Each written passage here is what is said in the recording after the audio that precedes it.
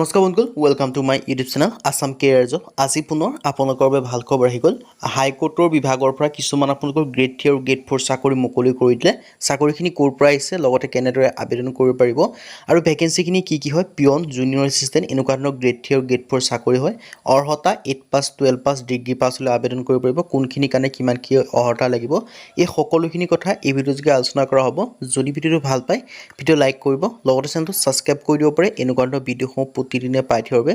লগতে আমাৰ হোৱাটছআপ চেনেলৰ লিংক ভিডিঅ' ডেছক্ৰিপশ্যনত দিয়া আছে, তাতো আপোনালোকে জইন হৈ ল'ব পাৰে। তেতিয়া আপোনালোকে ডেইলি জবৰ আপডেটসমূহ পাই থাকিব। আহক আজি আমি ভিডিঅ'টো আৰম্ভ কৰোঁ। মই আপোনালোকক কৈছোঁৱে, ভেকেঞ্চিখিনি মুকলি কৰিছে হাইকোৰ্টৰ ফালৰ পৰা। আপোনালোকে দেখিছে গুৱাহাটী হাইকোৰ্ট ৰিক্ৰুইটমেণ্টৰ ফালৰ পৰা ভেকেঞ্চিখিনি মুকলি কৰি দিছে আৰু ইয়াৰ কাৰণে আপোনালোকে এপ্লাই অনলাইন যোগে কৰিব পাৰিব। ইয়াত বহুখিনি গ্ৰেড 3 আৰু গ্ৰেড 4 ভেকেঞ্চি আপোনালোকে দেখিব পাব আৰু এপ্লাই অনলাইন যোগে মানে নিজৰ মোবাইলৰ পৰা আবেদনসমূহ কৰি ল'ব পাৰিব। এটা আপোনালোকৰ এটা বৃহৎ অপৰচুনিটি আহিছে। গুৱাহাটীত যদি আপোনালোকে চাকৰি কৰিব বিচাৰে কৰি ল'ব পাৰিব। গুৱাহাটী হাইকোৰ্টৰ ৰিক্ৰুইটমেণ্টৰ ফালৰ পৰা ভেকেঞ্চিখিনি মুকলি কৰি দিছে আৰু ইয়াত আপোনালোকৰ যি ৰিলিজ অফ নটিফিকেশ্যনটো মুকলি কৰিছে গুৱাহাটী GSC.online.gov.in। এইটো আপোনালোকৰ অফিচিয়েল ৱেবছাইট হয়। তাত আপোনালোকে ভিজিট কৰি আবেদনসমূহ কৰিব পাৰিব। ষ্টেন'গ্ৰাফাৰ যিটো গ্ৰেড 3 ভেকেঞ্চি হয়, ড্ৰাফটি যিটো আপোনালোকৰ গ্ৰেড 4 ভেকেঞ্চি হয়, মুকলি কৰি দিছে আৰু ইয়াৰ কাৰণে আপোনালোকে এপ্লাই অনলাইন যোগে কৰিব পাৰিব আৰু লাষ্ট ডেটটো দিয়া আছে 28 আগষ্ট। আপোনালোকে 28 আগষ্ট হোৱাকৈ তাৰ আগতে আপোনালোকে আবেদনসমূহ কৰি ল'ব লাগিব। 28 আগষ্ট লাষ্ট ডেট হয়, তাৰ আগতে আপোনালোকে আবেদনসমূহ কৰি ল'ব। পোষ্ট ডিটেইলছখিনি মই যে কওঁ, ষ্টেন'গ্ৰাফাৰ ড্ৰাফটি ভেকেঞ্চি মুকলি কৰি দিছে। টোটেল ভেকেঞ্চি আছে 2টা। চেলাৰী আপোনালোকক দিয়া হ'ব 12,000 পৰা 60,500 টকা পৰ্যন্ত। লগতে জব লোকেশ্যন গুৱাহাটী হয়। এপ্লাই মোড অনলাইন যোগে কৰিব লাগিব। গুৱাহাটী হাইকোৰ্টৰ অফিচিয়েল ৱেবছাইট আছে GSC.online.gov.in। এইটো আপোনালোকৰ অফিচিয়েল ৱেবছাইটত ভিজিট কৰি আপোনালোকে আবেদনসমূহ কৰি ল'ব পাৰিব। ইয়াৰ যিটো কোৱালিফিকেশ্যন বা এজ ক্ৰাইটেৰিয়া কিমান লাগিব মই সেই কথা আপোনালোকক জনাই দিম। আপোনালোকে ভিডিঅ'টো শেষলৈকে চাব, অকণো স্কিপ নকৰিব, তেতিয়া আপোনালোকৰ সকলোখিনি ডিটেইলছ গম পাব। দৰমহাসমূহ 12,000 পৰা 60,500 টকা।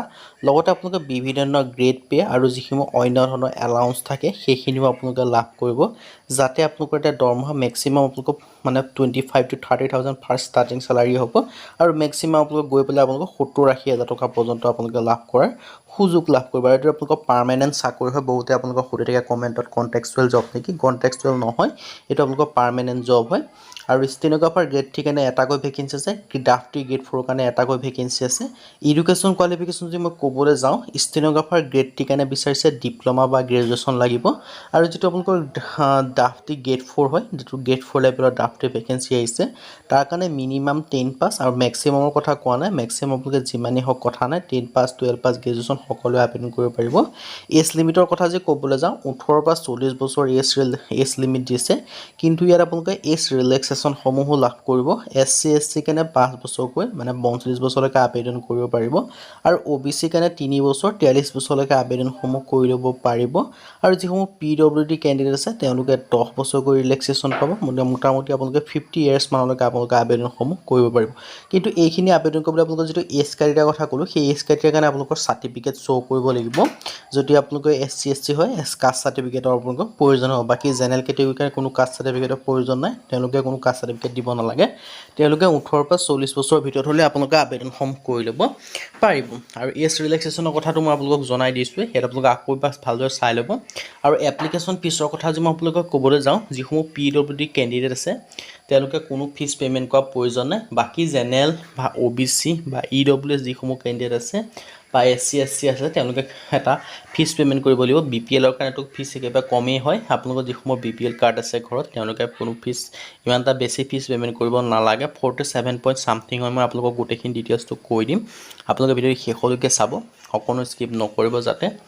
আৰু মই কাষ্টৰ কথা কৈছোঁ, ৰিলেক্সেশ্যনটো আপোনালোকে কিমান বছৰ কৰিব মই সেই কথা আপোনালোকক জনাই দিছোঁ, আপোনালোকে দেখিব পাৰিছে। আৰু PWD কেণ্ডিডেটৰ কাৰণে 10 বছৰ কৰি পাব, SC SC কাৰণে 5 বছৰকৈ আপোনালোকে ৰিলেক্সেশ্যনটো লাভ কৰিব। সেইটো আপোনালোকৰ এটা বৃহৎ অপৰচুনিটি হয়। যদি আপোনালোকে আবেদনসমূহ কৰিব বিচাৰে, গুৱাহাটী আপোনালোকে হাইকোৰ্টত যদি আপোনালোকে চাকৰি কৰিব বিচাৰে আৰু গুৱাহাটী হাইকোৰ্টটো চেণ্ট্ৰেল লেভেলৰ হয়। SC SC কেণ্ডিডেটৰ কাৰণে 250 টকাকৈ পে'মেণ্ট কৰিব লাগিব। বাকী আদাৰ্ছৰ কাৰণে 500 টকাকৈ পে'মেণ্ট কৰিব লাগিব। গ্ৰেড 3 যিখিনি ভেকেঞ্চি হয় আৰু যিটো BPL কেণ্ডিডেট হয়, BPL কেণ্ডিডেটৰ কাৰণে ইমানখিনি পে'মেণ্ট কৰাৰ প্ৰয়োজন নাই। বাকী ড্ৰাফটি বা গ্ৰেড 4 কেণ্ডিডেটৰ কাৰণে SC SC কাৰণে 150 টকাকৈ পে'মেণ্ট কৰিব লাগিব।